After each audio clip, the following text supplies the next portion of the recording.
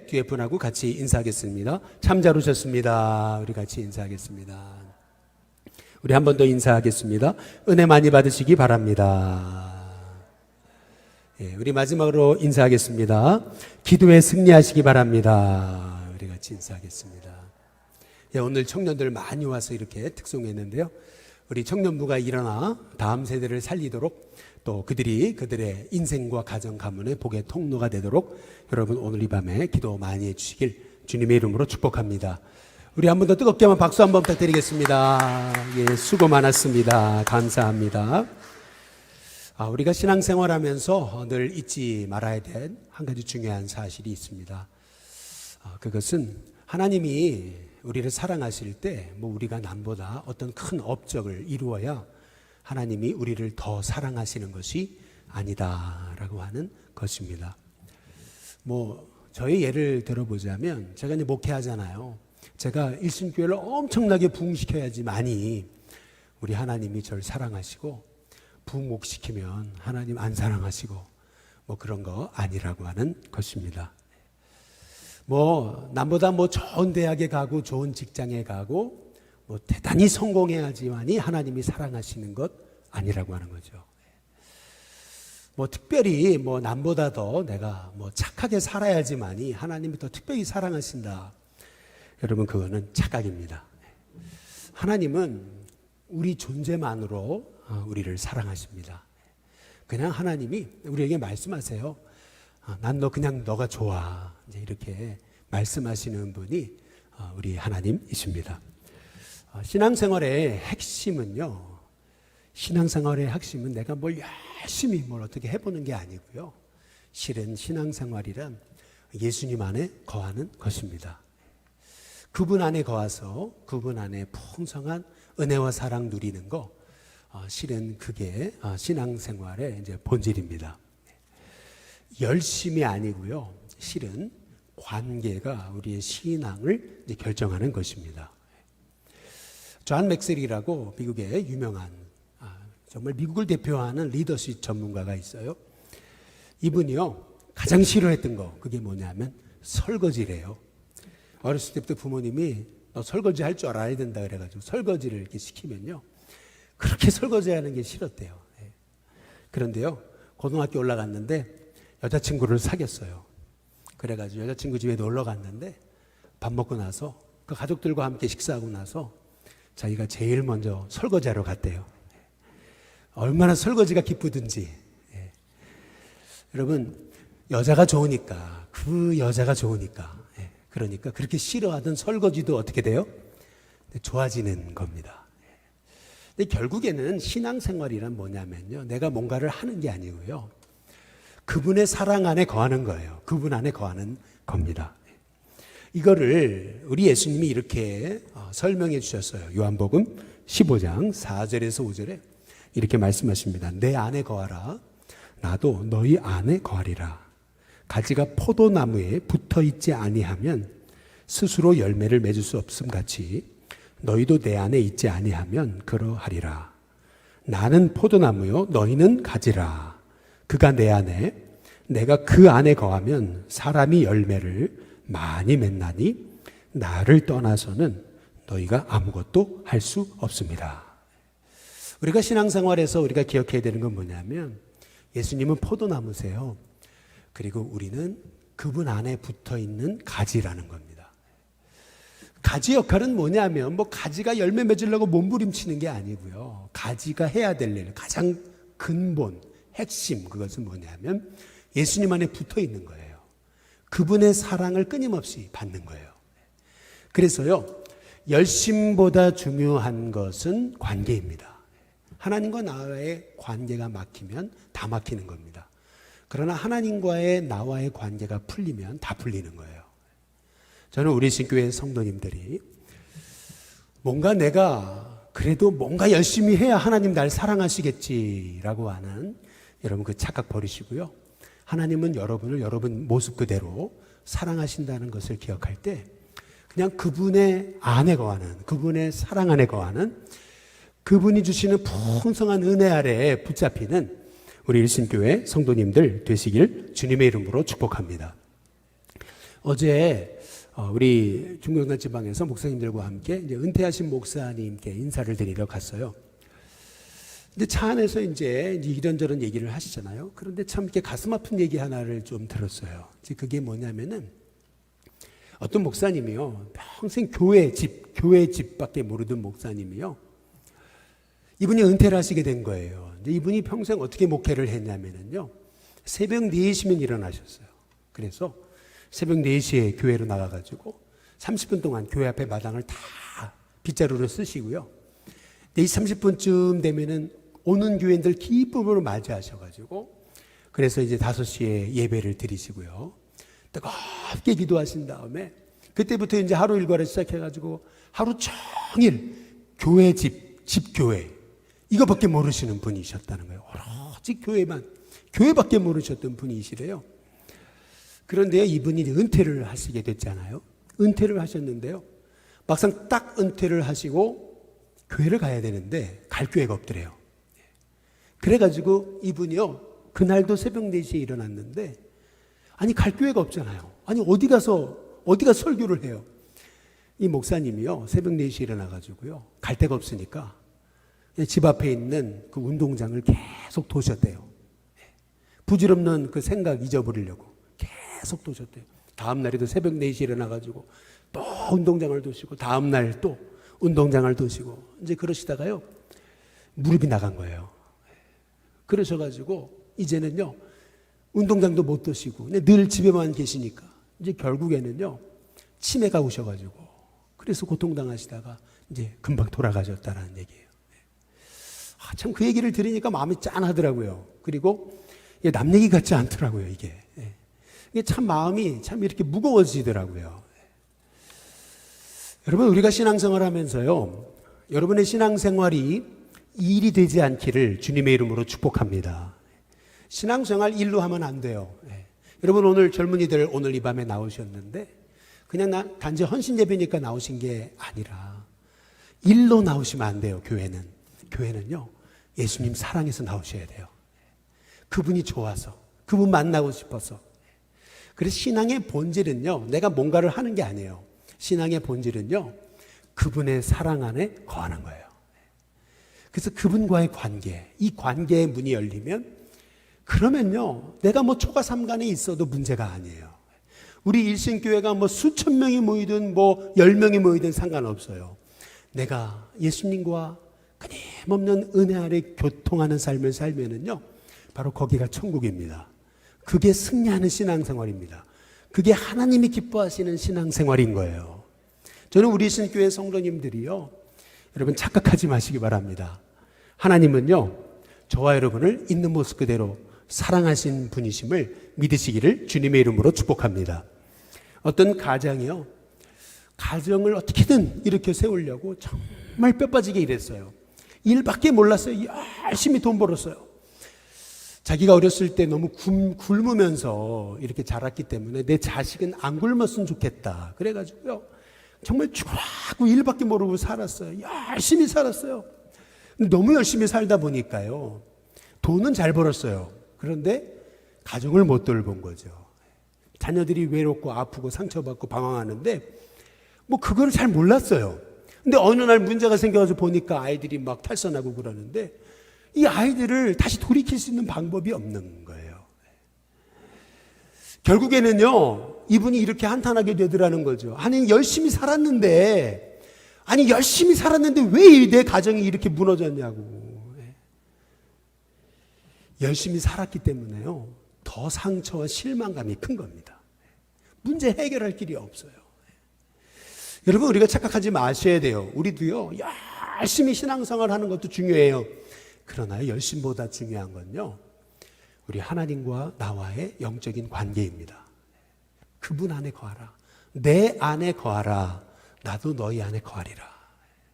가지가 이 포도나무에 붙어 있으면 저절로 열매를 맺은 같이 너희가 내 안에 있지 아니하면 열매를 맺을 수 없다라고 말씀하시는 가지의 역할은 뭐냐면요 포도나무에 붙어 있는 거예요. 그분 안에 거하는 거. 여러분, 이게 실은 신앙생활입니다. 열심보다 중요한 것은요, 바로 관계예요. 우리 예수님의 그 은혜 안에 깊이 들어가는 은혜.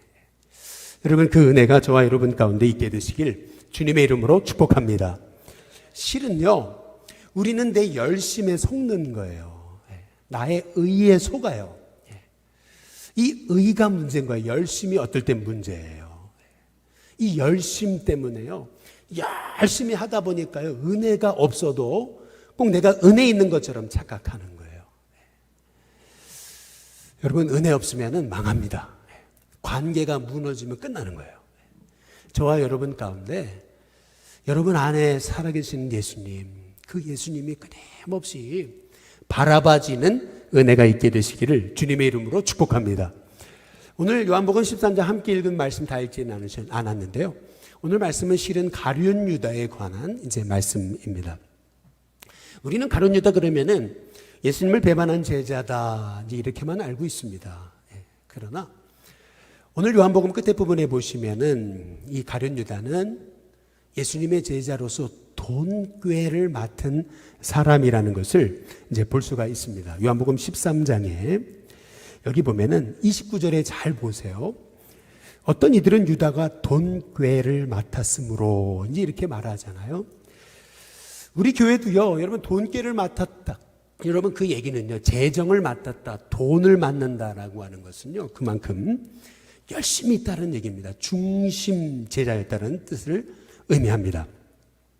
뿐만 아니라 오늘 말씀을 잘 보시면은요, 예수님 마지막 6월절 만찬에서 가룟 유다는요, 예수님 바로 옆에 앉아있던 제자였습니다.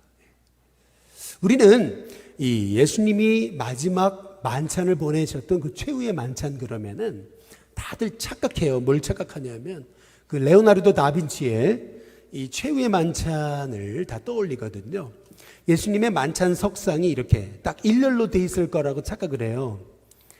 여러분, 그러나 그 유대 그 문화, 유대 전통으로 돌아가 보면은요, 실은 그 유태인들이 가졌던 그 만찬의 테이블은 일자가 아닙니다. 디귿자입니다. 디귿자 형태로 되어 있었습니다. 정확히 말하면은 그걸 뭐라 그러냐면 트리클레니움이라고 얘기를 했습니다. 트리클레니움. 그러니까 이제 디귿자형의 테이블이 이렇게 3개 있었다라고 하는 의미로 트리클레니움이다, 이렇게 얘기를 했습니다. 문 열고 들어오는 그 바로 입구, 이제 문 앞에 있는 자리고요. 그저 안쪽에 있는 자리가 있고요. 그다음에 상석이 있습니다. 상석은 뭐냐면 문 들어와서 맞은편에 있는 자리를 의미하는 것입니다. 그 디귿자 모양으로 이렇게 앉아 이제 있었기 때문에요, 오늘 말씀을 가만히 보시면은 예수님이 이제 이 빵을 깊이 이제 적시셔가지고 그래서 가룟 유다를 주시는데, 오늘 말씀을 잘 끝에 부분을 보시면 제자들이 전혀 예수님과 가룟 유다의 그 대화의 장면을 이해하지 못했다라고 성경이 나오거든요. 근데 우리는 그래요. 아니, 왜 몰랐을까? 이런 생각을 하게 되는데요. 여러분, 당시 문화 속으로 들어가면 이게 당연한 거예요. 왜냐하면 뭐 지금처럼 여러분 생각하시면 안 돼요. 뭐 지금은 이렇게 테이블에 앉아가지고 서로 마주보면서 이렇게 대화할 거라고 우리가 생각하는데, 유대 문화에서 식탁의 자리는요, 유대인들은 이렇게 들을 또 이렇게 떼약볕을 이 맨발로 이제 샌들을 신고 걸었기 때문에 굉장히 피곤했어요. 그래서 집 안에 들어오면은요, 일단 손을 씻고 그리고 나서 이렇게 거의 기댄 듯이 반쯤 누운 듯이 이렇게 누워 있었던 거예요. 기대어 누웠다. 이 성경에도 나오거든요. 그 기대어 누운 제자들의 그 더러운 발을 예수님 씻겨주신 거예요. 그리고 또 우리가 오늘 이렇게 여러분 불 켜놨잖아요. 이렇게 LED 등으로 켜놨으니까 얼마나 밝아요? 근데 옛날에는요, 호롱불을 켜잖아요. 얼굴이 보일뚱 말뚱. 예. 호롱불을 켜놓고 그래가지고요, 굉장히 어두웠어요. 그리고 이렇게 반쯤 기대어 누워있는 그들이요, 이렇게 조용히, 우리는 유교 문화를 생각해가지고 그래서 아주 조용하게 예수님 혼자 말씀하셨을 거라고 생각하는데 그렇지 않습니다. 유대의 이 유대 만찬은요, 아주 시끌벅적했어요. 이 제자들의 2월절 만찬, 이 마지막 이 만찬은요, 굉장히 아주 시끌벅적했을 거예요. 그런데 그때 예수님이 가룟 유다와 대화했던 거, 사람들이 못 알아들은 거예요. 그 얘기도 잘 듣지를 못했어요. 근데 그게 이 요한복음 13장에 다 나와 있습니다. 근데 오늘 우리가 주목해 볼 말씀 하나는 뭐냐면, 한번 요한복음 여러분 13장 26절에 한번 보시면은, 이제 요한복음 13장 26절에 이제 이런 말씀이 나옵니다. 예수께서 대답하시되 내가 떡 한 조각을 적셔다 주는 자가 그니라 하시고 곧 한 조각을 적셔서 가룟 시몬의 아들 유다에게 주시니, 이제 이렇게 이제 말씀하고 계시거든요. 예수님이 이 가룟 유다의 떡을 건네 주세요. 이것은요, 어찌 보면 예수님의 사랑이 담긴 예수님의 표현이셨습니다. 그러나 가룟 유다는요, 예수님을 은 30에 팔아버리잖아요. 나중에는 그게 후회스러워서 자신의 목숨마저 끊는 그런 자살로 마감하는 그런 인생이 가룟 유다였습니다. 아니, 그 이유가 뭘까? 왜 가룟 유다가 이렇게 됐을까? 우리는 묻지 않을 수가 없죠. 한 가지 우리가 주목해 볼 수 있는 것은 뭐냐면요, 가룟 유다는요, 자기 의에 속은 겁니다. 자기 열심에 속았어요. 열심히 주님을 쫓았는데요, 예수님 십자가에 죽으실 거라 그러잖아요. 자기 기대와 어긋난 거예요. 여러분, 우리도 신앙생활할 때 여러분의 열심에 속지 않으시기를 주님의 이름으로 축복합니다. 어찌 보면 내 열심에 속아요. 내가 이렇게 열심히 했으니까 하나님 나에게 축복 주셔야죠. 우리가 착각합니다. 우리가 신앙생활하면서 우리가 속지 말아야 되는 것은 뭐냐면요, 내가 뭘 열심히 해야 주님이 사랑하시고 열심히 안 하면 사랑 안 하시고, 이거 아닙니다. 예수님은요, 여러분 존재만으로 사랑하십니다. 그냥 여러분에게 우리 주님 뭐라 하시냐면, 난 네가 좋아. 아니 왜요? 그냥 좋아. 우리 주님은요, 여러분을요 존재만으로 사랑하세요. 세상은요, 여러분의 스펙을 보고, 세상은요 여러분의 외모를 봅니다. 여러분의 능력을 봐요. 그러나 우리 예수님은 아니세요. 예수님은요, 여러분을 보세요. 여러분을 보시고 여러분을 사랑한다고 말씀하시는 것입니다. 여러분, 자녀를 길러보면 알아요. 자녀가요, 왜 이뻐요? 자녀니까 예쁜 거예요. 얼마 전에도요, 제가 이렇게 어떤 한 아이, 아주 어린 아이를 봤는데요, 이렇게 주황색 모자를 탁 쓰고 이렇게 딱 있는데요, 너무 예쁘더라고요. 그래서 제가 속으로 그랬죠. 나도 나이를 먹었구나. 그 어린애가 너무 예쁘더라고요. 여러분, 이 사랑이라는 것은요, 우리가 자꾸 이렇게 세상적인 관점에서 예수님의 사랑을 이해하려고 해요. 부모님이요, 자녀를 사랑하는 건요, 자녀니까 사랑하는 거예요. 자녀가요, 여러분 대학 떨어진다고 부모님이 자녀 미워합니까? 그렇지 않습니다. 자녀가요, 뭐 직장 못 들어간다고 해서 부모가요 자녀를 버립니까? 그렇지 않습니다. 오히려요, 자녀가 실패하고 넘어지면요, 부모는요 자녀를 더 안타까워하고요, 더 가슴 아파하고 더 사랑합니다. 여러분, 이것이 예수님의 사랑입니다. 오히려요, 여러분이 죄악 가운데 넘어질 때 우리 주님은요, 저와 여러분을 더 사랑하십니다. 그래서 그런 의미에서 오늘 요한복음 13장 1절에 유월절 전에 예수께서 자기가 세상을 떠나 아버지께로 돌아가실 때가 이른 줄 아시고 세상에 있는 자기 사람들을 사랑하시되, 한번 따라해 보겠습니다. 끝까지 사랑하시니라. 끝까지 사랑하신다. 여러분, 이 말씀의 의미는 뭐냐면요, 우리가 이쁜 짓 하니까 사랑하신다, 이 말 아닙니다. 뭐 우리가 서울대 들어갔으니까 사랑하신다, 그 말도 아닙니다. 뭐 우리가 헌금 많이 하니까 사랑하신다, 그거 아닙니다. 오히려요, 여러분이 죄 가운데 있어도 주님은 여러분 사랑하신다는 뜻입니다. 끝까지 말이죠. 가룟 유다처럼요, 예수님을 배반해도 끝까지 사랑하신다. 그것이 성경에서 말하는 끝까지의 사랑의 의미인 것이에요. 여러분, 저와 여러분이 자꾸 내가 이만큼 내가 주님을 위해 살았으니까 주님은 나도 이만큼 사랑해 주셔야지, 여러분 그 착각 버리시기를 바랍니다. 우리 주님은요, 여러분을 여러분 자체로 사랑하세요. 그냥 여러분 좋아하세요. 그냥 사랑하세요. 여러분 존재만으로도 하나님에게는요, 여러분이 기쁨이 된다는 사실을 기억하시길 주님의 이름으로 축복합니다. 그냥 여러분이 존재만으로 좋으신 거예요. 그래서 내가 너희를 종이라 하지 않고 친구라 한다. 그러면서 말씀하신 게 뭐냐면 사람이 친구를 위해 목숨을 버리면 이보다 더 큰 사랑이 없다. 이렇게 말씀하시잖아요. 그 친구를 위해서 목숨을 버리는 그 사랑이 누구의 사랑이냐면 바로 예수님의 사랑을 의미하는 겁니다.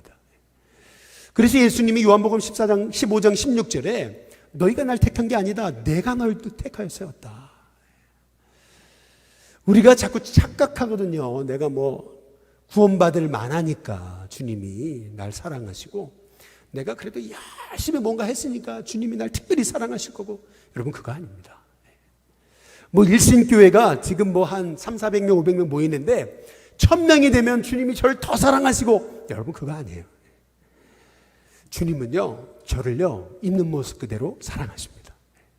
여러분 그게 주님의 사랑이죠. 착각하지 마세요. 그게 끝까지 사랑하신다라는 의미예요. 여러분 열심 때문에 속지 않으시기를 주님의 이름으로 축복합니다. 그래서 결국 신앙이란 뭐냐 하면 내 안에 거하라요. 내 안에 거하라. 나는 포도나무요 너희는 가지니 내 안에 거하라.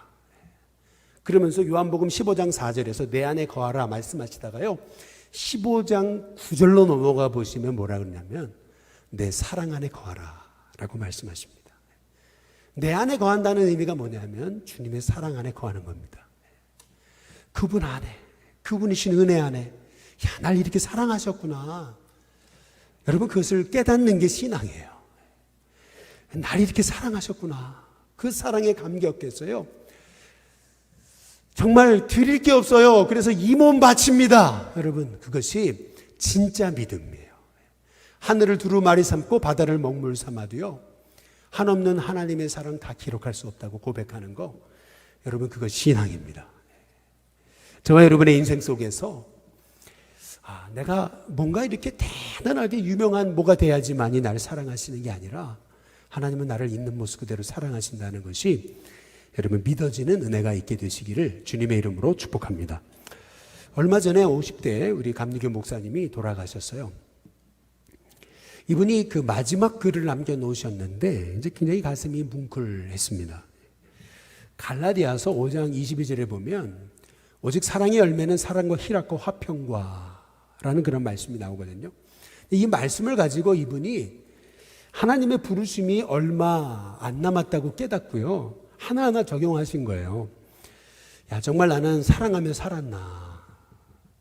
나는 정말 하나님을 기뻐하며 살았나? 나는 정말 화평케 하는 자로 살았나? 그렇지 않은 것 같거든요. 그래서요 빨리 주님 부르시기 전에 나하고 틀어졌던 관계에 있는 사람들 한 사람 한 사람 자기가 갈 수가 없으니까 병상에 있다 보니까 좀 오시라고 좀 부탁을 해가지고 이제 병상에 오시면 다 화해하고 또 미안하다고 용서해달라고 그러고 이제 다 풀기 시작했어요. 그러니까 이제 그 병상이 죽음의 병상이 아니고 화해의 병상이 되고 기쁨의 병상으로 바뀐 거죠. 그래서 하나님께 이제 기도하는 거예요. 하나님, 저 조금만 더 여기 있다가면 안 됩니까? 조금만 더 생명을 연장시켜 주시면 안 됩니까? 하나님 앞에 기도하는데 하나님이 이렇게 말씀하시더라는 거죠. 아니다, 아들아. 너 이제 나에게 와야 된다. 그래서 이제 젊은 나이에 이제 하나님께 부름을 받으시게 된 겁니다. 부름 받기 전 이 목사님이요. 이분이 깨달은 게 이제 그거라는 거예요. 왜 이렇게 열심히 목회하는데도 왜 내게 열매가 없을까? 그렇게 열심히 했는데 왜 열매가 없었을까? 근데 그 이유를 요한복음 15장 4절에서 5절에서 알게 됐다는 거죠. 내 안에 거하라. 나도 너희 안에 거하리라. 그가 내 안에, 내가 그 안에 거하면 사람이 열매를 많이 맺나니 나를 떠나서는 너희가 아무것도 할 수 없습니다. 내가 할 일은 포도나무이신 예수님 안에 거하는 건데 자꾸 그분 예수님 의지하지 않고 내가 하려고 내 열심으로 그분 없이 그냥 내 노력만 가지고 그렇게 하려고 몸부림쳤다라는 것을 이제 이분이 깨닫게 됐다는 거예요. 주님 없이 열심히 설교하고 주님 없이 열심히 목회하고 주님 없이 열심히 신방하고 주님 없이 열심히 건축했건만 나중에 남는 것은 공허함이더라는 거예요. 허전함. 사람들이 날 안 알아주고 너무나 서운해서 너무나 정말 내 젊음을 걷다 바친 게 너무나 억울해서 이렇게 되더라는 거예요. 아, 그게 문제였구나. 내가 예수님을 따르는 내가 목사라고 하면서도 그분 안에 거하지 못했구나. 예수님 없이 목회했구나. 라고 하는 것을 뒤늦게서야 주님 부름받기 전에서야 이제 깨달았게 됐다라고 하는 얘기죠. 여러분, 신앙생활의 핵심은 다른 데 있지 않습니다. 예수님이 알려주신 것처럼 내 안에 거하라는 거예요. 나는 포도나무요, 너희는 가지니. 저가 내 안에, 내가 그 안에 있으면 그는 열매를 많이 맺나니 나를 떠나서는 너희가 아무것도 할 수 없습니다. 제가 이렇게 목회하면서 보니까요, 이게 참 불공평한 것처럼 보이는 게 있어요. 그게 뭐냐면요, 그 신학교 시절에 굉장히 놀았던 목사님인 것 같은 분은요, 목회 잘하세요. 그런데 신학교 시절에 그렇게 공부 잘했던 목사님들이요, 목회 잘 못해요. 참 신기해요. 그게 너무 신기한 거예요. 참 불공평한 것 같기도 하고. 근데 여러분, 뭐가 문제냐면요, 공부 잘한 분들은요, 내가 공부 잘했으니까 자꾸 내가 하려는 거예요. 내 지식으로, 내 생각으로. 그런데 신학교 때 공부도 잘 못하고 그리고 맨날 놀기만 하고 이렇게 그랬던 목사님들 보면은요, 늘 하나님 의지하잖아요. 그러니까요, 목회를 더 잘해요. 여러분 인생 똑같아요. 여러분이 뭐 똑똑해서, 여러분이 공부 많이 해서 여러분 인생 풀리는 거 아니에요. 하나님이 돌봐주셔야 돼요. 하나님 문 여시면요, 여러분의 인생 참 기이하게 잘 됩니다. 결국에는요, 내가 주님 안에 얼마나 풍성히 거하느냐, 내가 얼마나 예수님으로 사느냐, 내가 얼마나 예수님 의지하느냐, 여러분 신앙은 달려 있습니다. 저는 우리 신교회 성도님들이요, 내가 신앙생활을 하면서 내가 얼마나 예수님 바라봤는가, 내가 얼마나 예수님 의지했는가, 내가 얼마나 예수님 사랑했는가. 여러분, 그 신앙의 본질을 되찾기를 주님의 이름으로 축복합니다. 예수님이 좋아지면요, 여러분 다 풀려요. 신앙생활하는 거 재밌고요, 교회 나오는 거 재밌고요, 여러분 직장생활도 재밌어요. 신기해요. 공부도 재밌어요. 다 재밌어집니다. 심지어는요, 하나님이 이상하게 여러분 도와주세요. 그게 말이죠, 하나님과 나와의 관계가 풀리니까 나머지 세상과의 관계 다 풀려요. 여러분, 그 은혜가 저와 여러분 가운데 일어나게 되시기를 주님의 이름으로 축복합니다. 권호수 감독님이요, 지난 부흥회 때 첫 시간인가요? 아니죠. 주일날 일부 시간에 하셨던 말씀 제가 기억이 잊지를 못하겠어요. 그게 뭐냐면, 일부 때만 하셨어요. 그 얘기를. 그게 뭐냐면, 평생 이제 춘천중학교에서 목회하고, 이제 은퇴 예배를 마치고 다음날 새벽같이 이제 그냥 산티아고로 출발해서, 그래서 수백 킬로를 걷는데, 그때 하나님이 주셨던 하나님이 주셨던 음성이 뭐냐면, 참 수고했다. 너 참 수고했다. 그러면서 주신 말씀이 너답게 살아라 말이죠. 너답게 살아라. 여러분, 신앙생활이란 하나님이 내게 주신 은혜대로 사는 거예요. 좀 실패해도 괜찮아요. 좀 넘어져도 괜찮습니다. 조금요, 늦게 가도 괜찮고요, 조금 미련해도 괜찮아요. 결국 하나님의 은혜 아래 붙어 있으면요, 하나님 여러분 반드시 도와주십니다. 반드시 여러분 잘 됩니다. 그분이 날 사랑하시는데, 그분이 날 도와주시는데, 내가 그분 안에 있는데, 여러분 가지는요, 포도나무에 붙어 있기만 하면 돼요. 그러면요, 열매는 저절로 맺혀지는 거예요. 여러분, 그 은혜가 저와 여러분 가운데 있게 되시기를 주님의 이름으로 축복합니다. 날 사랑하시되 내가 이룬 그 무엇 때문에 날 사랑하시는 게 아니고, 그냥 나를 그냥 있는 모습 그대로 사랑하시는, 내 존재만으로도 날 사랑하시는, 그냥 난 너가 좋다고 말씀하시는, 너 그 무엇 때문에 사랑하는 것이 아니라 난 너가 좋아 말씀하시는 그 예수님의 사랑 안에 거해서 저와 여러분의 인생이 넘어져도요, 결국 붙드시는 분 계시잖아요. 끝까지 붙드시잖아요. 끝까지 사랑하시잖아요. 여러분, 그분의 사랑으로 인해서 저와 여러분이 결국 잘 되어지고 승리케 되고 하나님의 복이 되는 그 은혜를 누리는 우리 일신교회 성도님들 다 되시기를 주님의 이름으로 축복합니다. 같이 기도하겠습니다.